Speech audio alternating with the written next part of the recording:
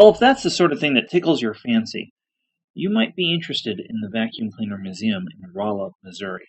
Hi, I'm Performance Reviews, where I usually give you the review from the technician's point of view.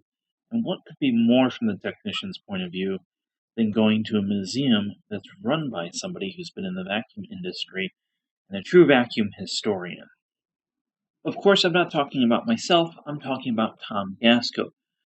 If you've been in the vacuum industry, you know that name. He ran another museum and had to move it into this new location in Mid-Missouri Vacuum, which is his vacuum store, which he uses to fund the museum. So if you need a new vacuum or an old vacuum, go see Tom Gasko at Mid-Missouri Vacuum. Hopefully, if you go there, it's a day that he'll be working because he is just a wealth of knowledge and stories and knows everything about all these machines in the museum. There's about 1,000 vacuums or so there. Not all of them are on display at any one time, but it's quite impressive. So let's start the tour. The first thing you notice is when you go on the right, there's a collection of trinkets, small vacuums, article about Tom from yesteryear, and of course his vacuum store, which has all the supplies you need for just about anything. The first part of the museum has a collection of kind of the rarest stuff. Some of the canisters on the wall. I mean, all this stuff's pretty rare. He's got all the Kirby's in the back corner, but it's just nice to see all of this stuff in one place. Now, as you move out of that room, you see some handbags, and things start to go basically by time period as we go further in time here, including... This is actually accurate. Well, you're going to learn a few things going to the museum. That silk bag, I didn't know that existed. Seeing all these boxes and the original sales promo on the wall are just really cool. I just really wish I had more time to spend here and look at all this stuff in greater detail. Now, one of the coolest things about the museum is rather than things being put away in glass cases, you actually touch, feel, and use most of the vacuums. You probably want to double check with the staff first on that, but most machines are open for use.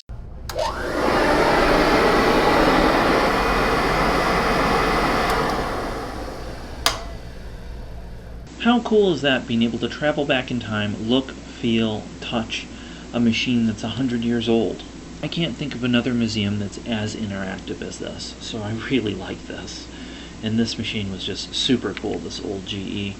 Now let's listen to Tom Gasko talk about it. Was the most deluxe vacuum cleaner, and interestingly, the Hoover was the most expensive vacuum cleaner on the market. It was sold by door-to-door salesmen until 1958, and they were affiliated with a department store.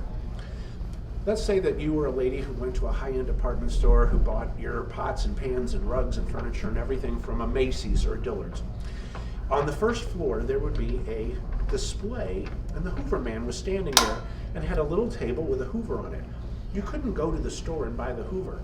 You went to the store and you made an appointment with the Hoover man from the store to come to your house to check your rugs to see how they were being cleaned.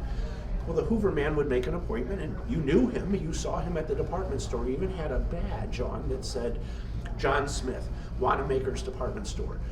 You thought he was an employee of the store. He's not. He's a salesman. But he stands in the store, and there's a reason. If you buy the vacuum cleaner, you buy it with your store charge account, your credit account that your husband set up for you when you got married. That's how women bought things, and they had it delivered. Well, the salesman would come to your house. He'd pick a sunny room, and he would go to the edge of the rug, and he'd turn on the vacuum, and the beating effect of the brush made the sand jump to the surface. We can do that at any point with any vacuum that has a rotating brush. But the salesman would say to the lady, oh, look, Mrs. Jones, moth eggs. Oh, she had to have it. It was purchased. It was a sale. Because all she had to do was sign her name, Mrs. John Smith, and the bill was sent to him. Very cool. And that's how Hoover got really, really famous, is being able to sell these things through department stores, because no one, remember, it was the most expensive vacuum on the market. People in the 1936, in the middle of the Great Depression, they didn't have $100 to buy a vacuum cleaner. The men made $15 a week. It had to be paid for on monthly payments of $4.50 a month. And that's how it was advertised. They didn't even put the price of the cleaner in the ad, they just put the monthly payment. I'll put the full article to that, but that was captured from the local radio station, just Tom telling a story. And again, Tom is one of the biggest integral parts of this museum. His knowledge about this is the coolest thing. So as we move over here, we see some original Airways, but there's something very interesting hiding behind them. So Airway had the patent on the paper bag at the time, so everything used dump bags. So you had to use this machine in the service center to clean out the dump bags, which was basically a Hoover brush roller shoved in this contraption. I can't tell you how many times I wish I had this thing when I was on the workbench. We're going to go over some of those old Hoovers and just some of the rarities here.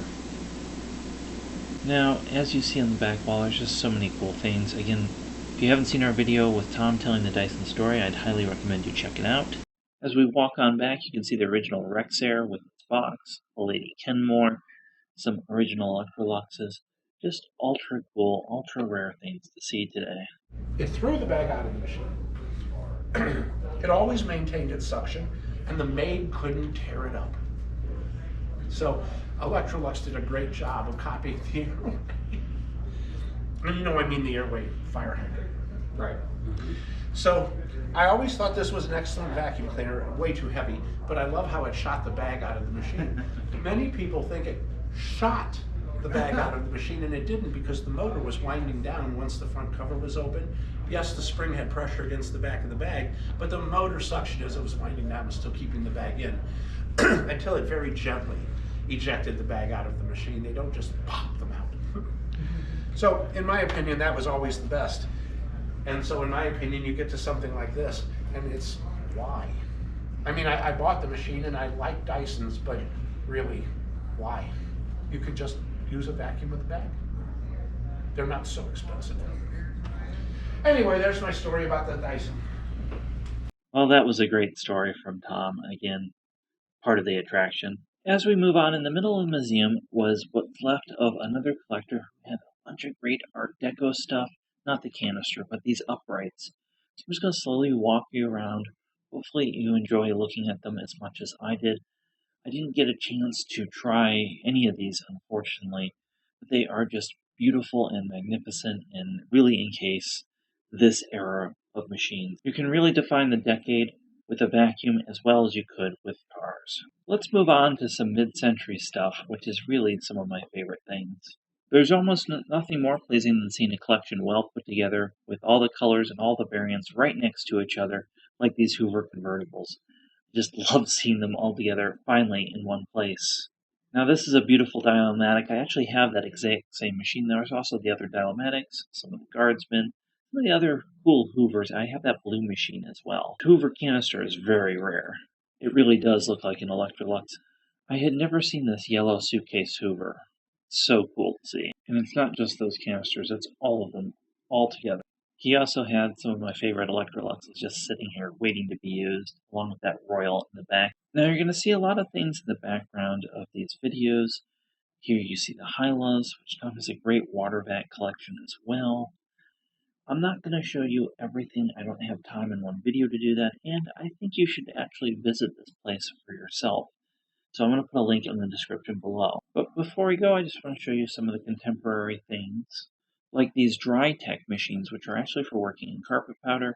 We have some of the Dysons, a Wind Tunnel 2, which is a horrible machine, a variety of other things that are worth looking at. Well, thanks for watching. I hope you've enjoyed this look at the Vacuum Cleaner Museum in Rolla, Missouri, in mid-Missouri vacuum. I highly suggest you look at this place. Again, links below to that. I want to give a big thank you to Tom for letting me film in the museum, and a big thank you to our Patreon supporters that help pay for cameras and all the gear required to do films like this. So big thank you to you guys. To know more about Patreon, links below to that as well. And have yourself a wonderful day.